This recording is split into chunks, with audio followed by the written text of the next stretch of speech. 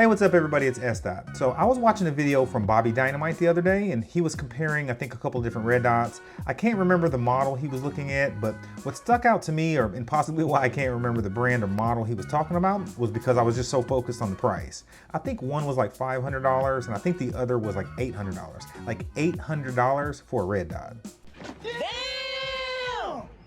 I mean, it's like these companies aren't even really trying to pretend anymore. I mean, they might as well just, come to your house and take the money straight out of your pockets.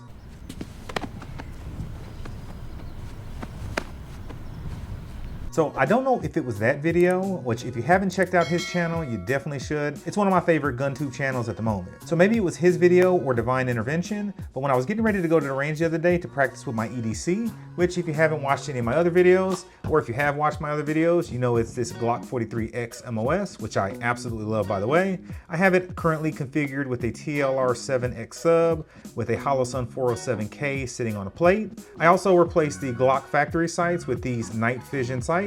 So overall, I mean, I love this configuration. I highly recommend it, but then again, I'm not law enforcement, military, and I have no training, so what do I really know?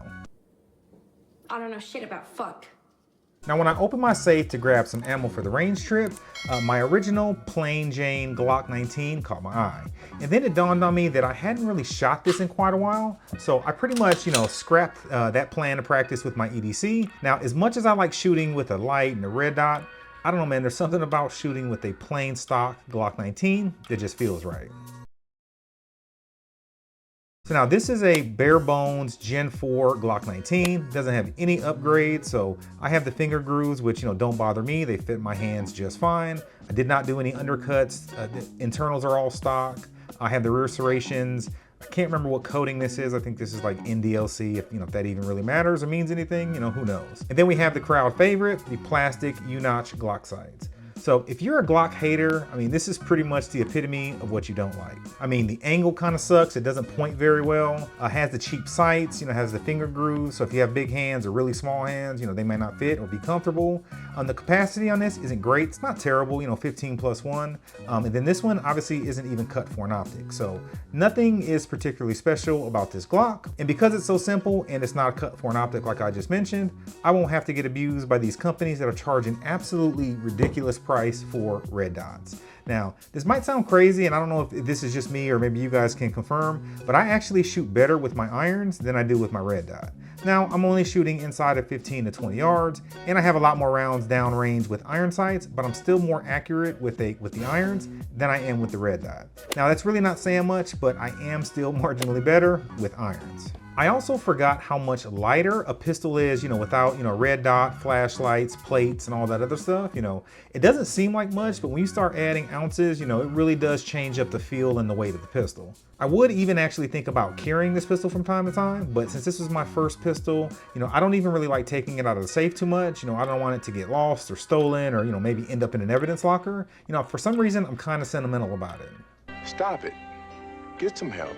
So with the prices of red dots being absolutely insane, I'm thinking I want to get a pistol maybe that's not optic cut, maybe like this one, or maybe I'll get something that is optic cut, but that probably won't put an optic on it. That way I can have something that's light, bare bones, and won't break the bank. Now, I have been watching Dash over at Off the Grill, and he's a big fan of Canik. I think he pretty much has all of them. He even has a couple of duplicates. He really enjoys shooting them over shooting Glocks, so I have been looking into them, but the one thing that bothers me about that specific brand is the paddle on the side. I don't know, for some reason, that thing really bothers me. It makes my OCD flare up. So I'm still kind of on the fence about them, but if you do like Caniks, then you should definitely check out his channel. He's had a barbecue channel for years, SDS Barbecue, but he now also has a firearms channel as well. So if I had to guess, my next purchase will probably be another Glock because, well, that's pretty much all I buy at this point, but I am considering other stuff. So if you have any recommendations, please drop them in the comments because I am kind of curious, to know what y'all are actually carrying. Also, I do want to get your opinion on my red dot hot take. Have these companies completely lost their minds or am I just being cheap? Now, it could just be because I recently purchased this EOTech that I'm still a little butthurt and still haven't got over how much this thing actually was. Maybe in a few months I'll go back to normal and I'll get back to buying red dots. But for some reason, when I saw that $500 or that $800 red dot, I pretty much lost my mind. All right, that's all I got. I really just wanted to hop on YouTube and complain about prices like an old man. I mean, not that that will accomplish much, but it made me feel better, at least for today.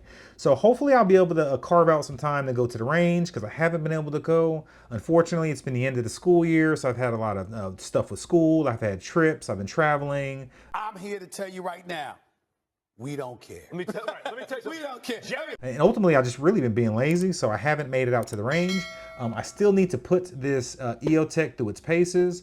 I actually installed it, I think the other day, so I'll have a video on that coming soon, and then hopefully I'll be able to go out to the range, test obviously the EOTech out, as well as maybe, you know, shoot the EDC, and then possibly get a new quote unquote EDC. Maybe that doesn't necessarily have an optic. So, all right, I don't have anything else. I'll catch you guys in the next video.